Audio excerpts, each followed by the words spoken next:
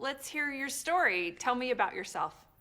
Oh my gosh. So yeah, Kaelin Paulin, we own a company I co-founded with my husband called Lady Boss Health and Weight Loss about 8 years ago now, even though it feels like a lifetime. We actually were ex-network marketers. We met through that company, and one day we're just like, we're ready to do our own thing. Like we've always been entrepreneurs. We were super young at the time, like in our early 20s. I think I was 22 and he was like 19.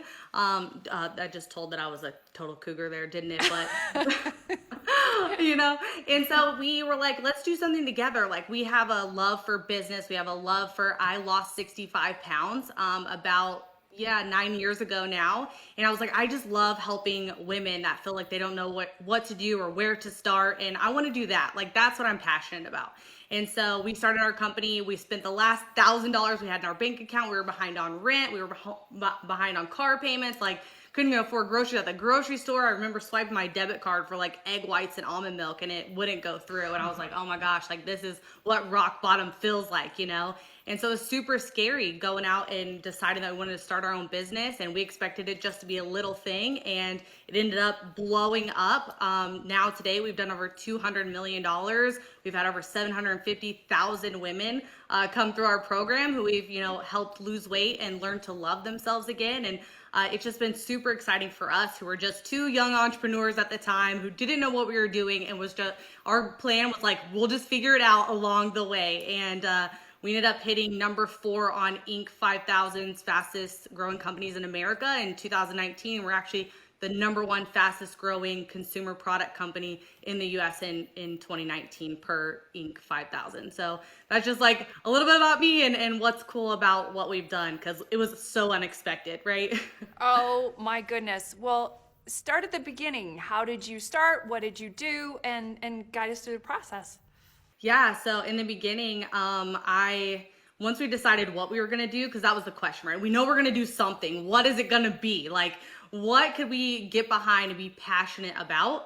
And a message that we wanted to basically give to the world from us, right? Like, what are the things that we wanted to help change? And I just remember being that girl who was 65 pounds overweight. I was so unhappy. I was unhealthy. I couldn't even get myself out of bed in the morning. And that's when I was like, I just want to help the women that were just like me. I want to help those women out there that, feel like they've lost hope. They feel like they've tried everything. They are down on themselves. They talk bad to themselves. They don't have a good relationship with themselves and or with their health too. And I want to help those ladies that were just like me. And so I basically sat down and Brandon said, okay, my husband's Brandon and he's our CEO.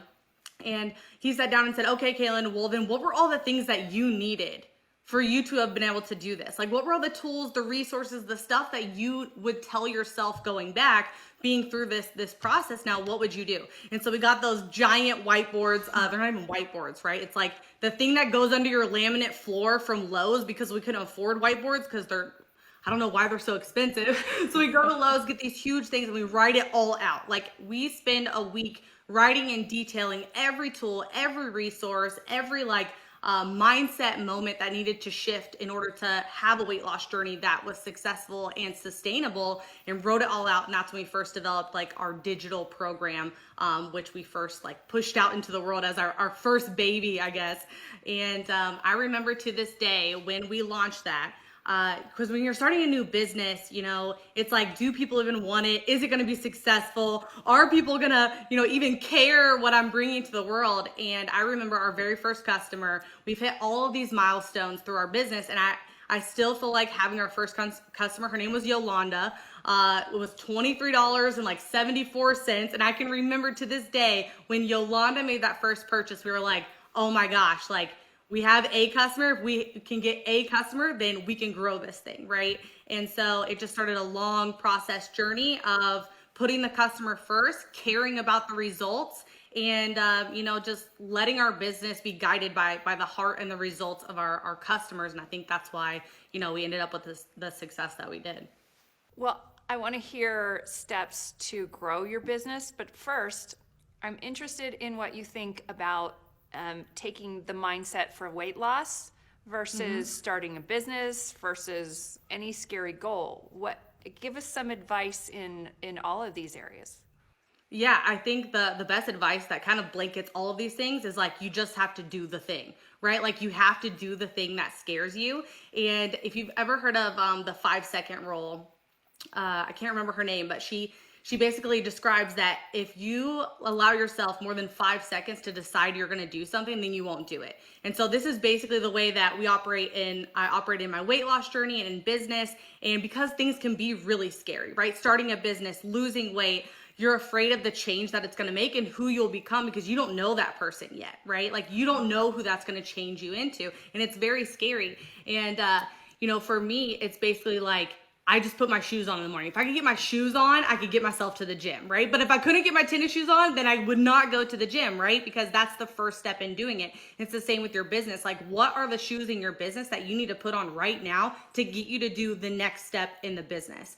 And so if you allow, as soon as you have the thought of, I need to do this, or I need to go to the gym, or I need to make my meals, or I need to fix this problem in my business, or I need to figure out a solution for this. If you allow yourself more than 5 seconds to sit and think on it, then you won't do it. And so we just operate under that quick moving, fast pace. Like if you think it, make a move for it, because if you don't do the hard stuff, like you don't get the result. You don't get to, get that replenish and that reward from what you're doing if you don't ever take the first step. So I think that's what's really important here is just recognizing you have to do everything scared, and that's okay. And that's what grows you. And that's what also creates results in your business and in your personal life as well. That's reminding me of almost all the women in the chair, and it's a great reminder. There is no comfortable. It's Yeah. we're always scared. In fact, I can't remember who said it, but someone was in the chair going, "I'm scared right now." Like Yeah. you get more comfortable acting with scared, and you reframe it, and it kind of fuels you. But what would you tell someone at home who tells you that their business is at a plateau? They have some customers, they need momentum. Give us some tools to growing and expanding your business.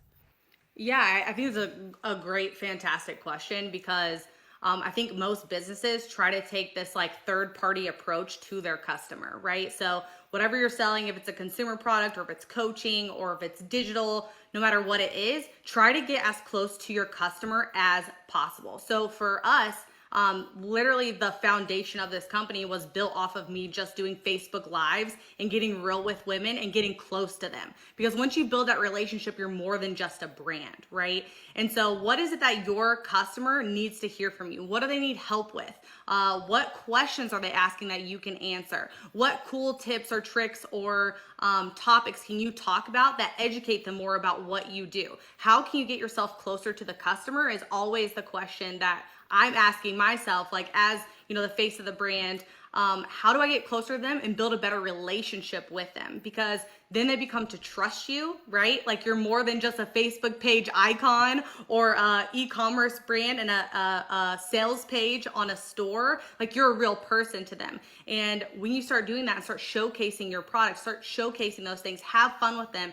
Entertainment right now on social media, that's why people tune into social media, right? Is to be entertained. They want to see what's going on. They want to spend time there. So how do you entertain your like dream clientele? How do you entertain your dream customers? And they'll be attracted to you through that. So even though you might be like, oh my gosh, Kaelin, I couldn't even imagine like doing a live or a video, like that's just not me. Like it's okay. You will attract the other people that are like you. You can say and be authentic and say and transparent, I'm scared even doing this, but I had something really cool I wanted to talk to you guys about. I wanted to show you, and you'll become more comfortable and you'll start to find your voice in that. And as your customer becomes closer to you, they're not just like a one-time customer. They're now attached to your brand. They're attached to you. They feel like they know you. They have a relationship with you. And so when it comes to, am I going to buy this product or this one? They're going to buy the one they have the better relationship with. So cultivate that relationship, get as close to your customer as possible, and listen to the things they say and the questions they have and the problems they have and give them those solutions. And that's how you get there.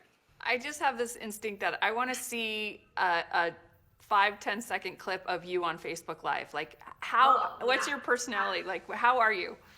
Uh, myself. Yeah. Like I think that's the biggest thing is like people think it has to be overproduced. I have to have a camera guy to do it. It's just been me and my iPhone, like literally since day one. I just did a live yesterday showing how to make a healthy frappuccino, right? It's just me and with my baby, she wasn't sleeping. Like it's just real life, right? Like real life. And so it's entertaining to other moms because they're like, oh my gosh, this was me this morning too, right? And it's not me trying to get all dressed up to impress when I have a messy bun and like, gym clothes.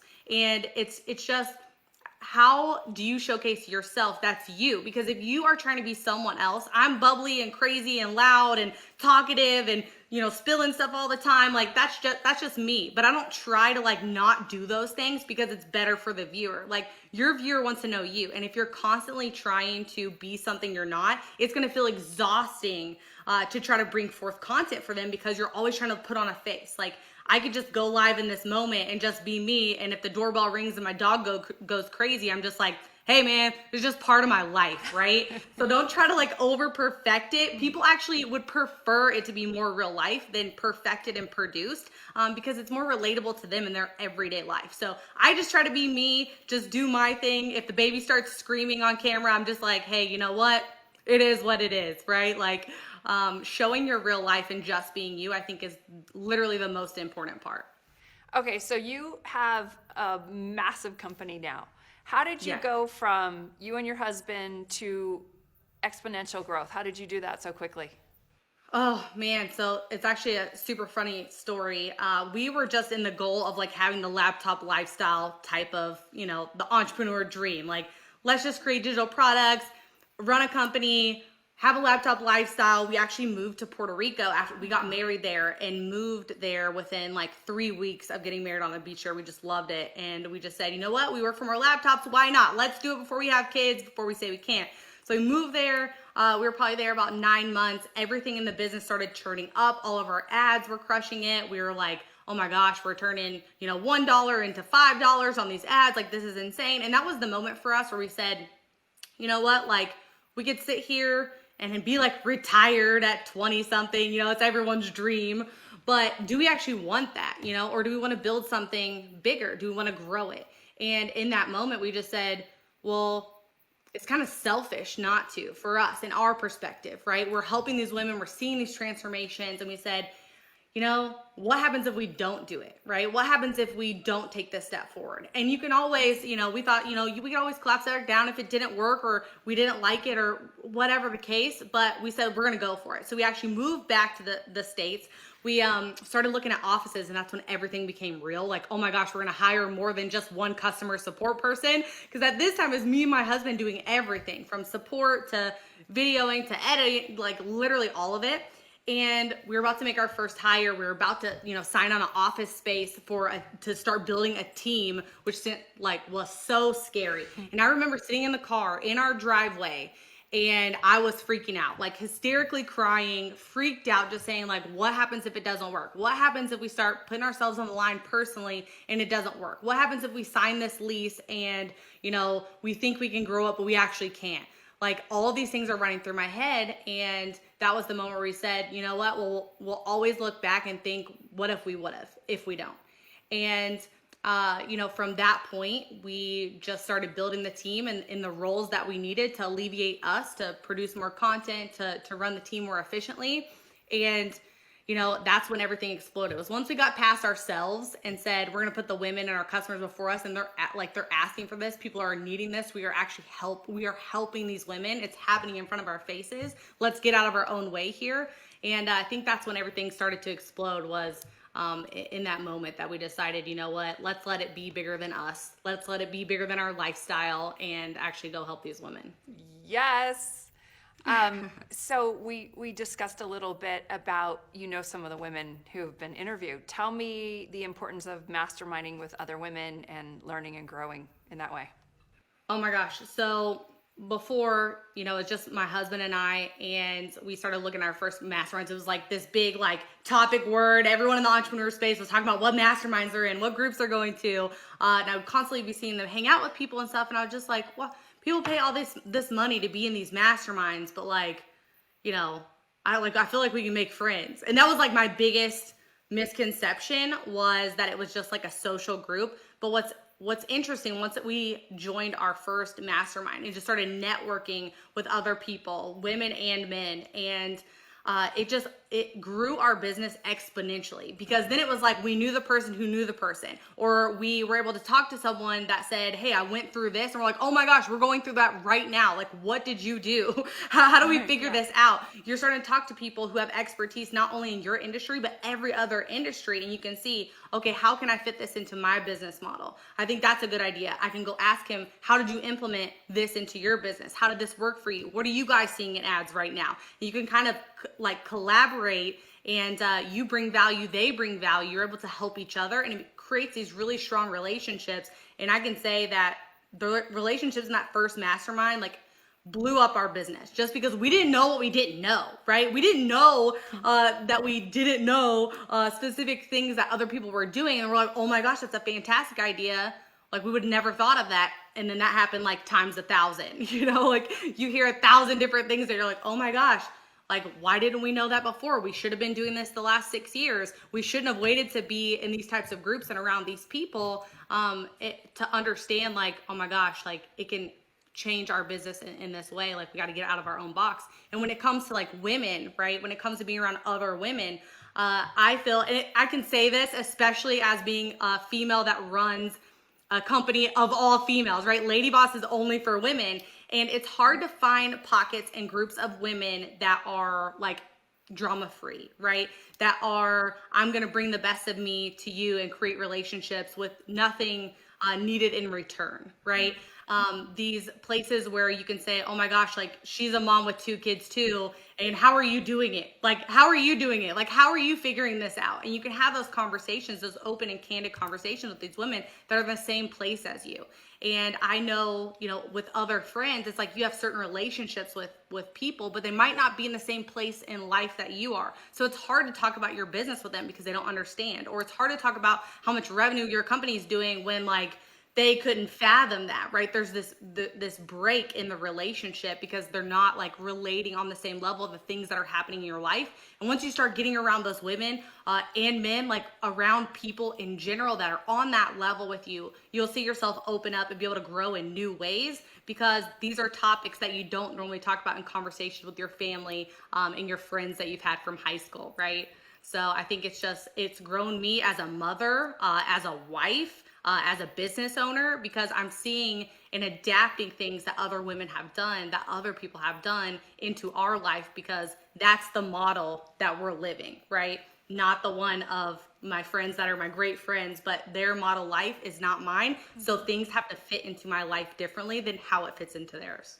That is 100% why we're doing what we're doing, to spread the word. It's so fun to see all of you and have these discussions. It's so fun. So, how do you see money? What is money? What's the energy? What do you play with? Like, how do you view money? I see money as a tool. Like, our ultimate goal is being, independently wealthy, right? And so money is basically just a resource and a tool for you to be able to do the things that you want to do. And everyone's looks different. Maybe for you it's vacations. Maybe it's for you of, putting your kids in certain schools. Maybe it's a lifestyle that you want to live. But for us, it's truly becoming independently wealthy, in the sense of, if we decided that we don't want to work tomorrow, we wouldn't have to. And so it's interesting, because my original view of money was that it's almost bad to have money. Like, people hate people that have money. If you have money, like, you should be giving it all away to everyone else. Like, money doesn't grow on trees, right? It's like this lack. And every time I would get money, like, I would spend it, because it was almost like I shouldn't have it, right? Because if I have it, then like that puts me in this category. And so I had this terrible relationship with money, just from the mindset that I had about it. And once I started viewing money as a resource, as a tool of, okay, if I make money, I can go actually help the projects and the organizations that I like and that I feel passionate about, I can actually go help them because I have the money to help move their organization. And when you start seeing it that way, it opens up like, oh, I'm not bad for having money. I'm able to actually help more, and I'm actually able to give resources to places that I care about, that I want to attribute to, that I want to grow, because that's like contribution is such a big piece of it. And so I think just shifting your mindset about money and how it's used and how you can use it to benefit your legacy is one of the biggest mind shifts that need to happen for entrepreneurs. I love that. So the series is called The Millionaire Within Her. What does that make you want to share with everybody? So what's interesting to me is, millionaire seems like this big, like far off goal for maybe ladies that haven't hit that bracket yet, right? And you're always thinking, what can I do to start making money? What can I do to start my own business? And I think sometimes we get caught up, and it needs to be a global enterprise idea to bring it to the market. And I just want to say, everyone can start somewhere. Like, what's the thing that you love and enjoy and are passionate about? Like, maybe it's making bracelets. Like, go sell them on Etsy. Maybe it's decorating cakes. Go sell a course on how you decorate cakes. Like, I would love to know that, And so what is the thing that you're really good at and really passionate about? And just start there. And because if you never start, like, you'll always just be paralyzed, right? Through analysis of, oh, I could do this, or I could do that, or I could do this, or I could do that. But what's the thing that you love? What's the thing that you could get on video and talk about? Or what's the thing that gets brought up in conversation that you could tell someone all about? Like, what's that thing for you that makes you excited? Just start there, and things will develop from that. And if it's built out of something that you love, then it can grow into a bigger business, if you wanted to. And that's how you get there. Because millionaires don't just like happen overnight, but I truly believe like the path to starting a business, to reaching that millionaire status, is it needs to be something that you're willing to talk about, that you want to put your time and energy to, because that's what it takes to grow a business. If you're not passionate about it, but you're like, this is a good product idea that we could grow, like, it doesn't matter, because if you're not fully behind it, if you're not really passionate about it and you don't love it, then it's not going to grow to the scale that you need to get there to get to that status. And it seems simple, right? It seems simple and it seems easy to say, well, just the thing that I'm passionate about, well, that's just, arts and crafts. Well, it's like, how do you take that and turn it into a money producing activity, and think on those things and figure it out? And I think that anyone could get there for sure. I've never used this word in an interview before, but you fit it perfectly. So you're a total lady baller. Like, you are just a baller, and it's so fun. Thank you so much for your time, for your inspiration, for what you've built, and can't wait to see what's next for you. Yes, thank you so much. I've enjoyed being here. I love it. I love women in business. I think women need to be empowered to go and do the scary things. We always put everyone else first, but now it's time, like, what's the thing for you? Figure it out, ask around, get a network, get around other women that are doing things, elevate your friend group, and watch the magic that happens from there. Because ladies, we could do it. We can do it. Perfectly said. Thank you so much. Yeah, thank you. Didn't you love Kaelin? I love everything she shared with us on not only fitness, but how to transform your business. She is such an inspiration, and I hope you enjoyed it as much as I did.